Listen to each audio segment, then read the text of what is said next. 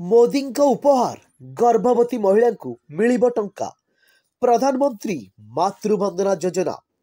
मोदी सरकार महिला उन्नति तथा विकास पाई निरंतर उद्यम करुछंती।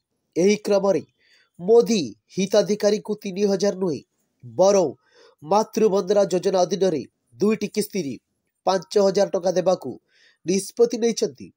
जदि आपणकर द्वितीय थर झील जन्म हेउछि तेबे अतिरिक्त 1000 टंका मिलिबो। गर्भवती महिला माने सेमानकर स्वास्थ्य प्रसव और खाद्य पई एही अर्थ खर्च करिबि।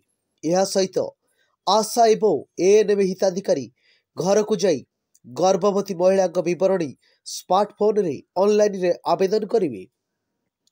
प्रधानमंत्री मातृवंदना योजना एही योजना 2017 मसीह आरंभ होइथिला।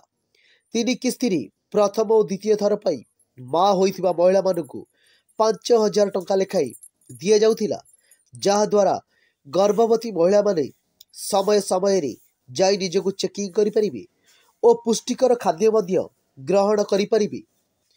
प्रधानमंत्री मातृवंदना योजना एही योजना रे श्रमिक श्रेणी महिला मानकू आराम जोगाइया पाई उद्यम करा जाइछि। प्रथम किस्ती 3000 टंका और परे द्वितीय किस्ती 2000 टंका गर्भवती महिला खाता को पठा जाउछि। प्रधानमंत्री मातृवंदना योजना एही टंका महिला मानकू प्रसव परे 9 मास पाई अर्थात 270 दिन पाई दिया जिवो।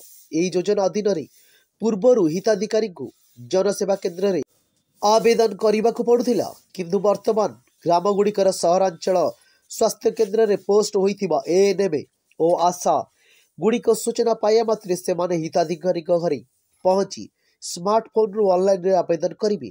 तांको विभाग रु आईडी पासवर्ड प्रदान करा जाइछि। महिला मानकू प्रथम प्रसव समय रे मातृवंदना योजना अधीन रे सहायता राशि प्रदान करा जिवो। जदि द्वितीय संतान झील हुए तेबे 5000 टंका स्कीम अधीन रे एही सुविधा पुणी दिवा जिवो। एही राशि महिला मानकू प्रसव पर 9 मास पर्यंत अर्थात 270 दिन अवधि पर्यंत दिया जिवो।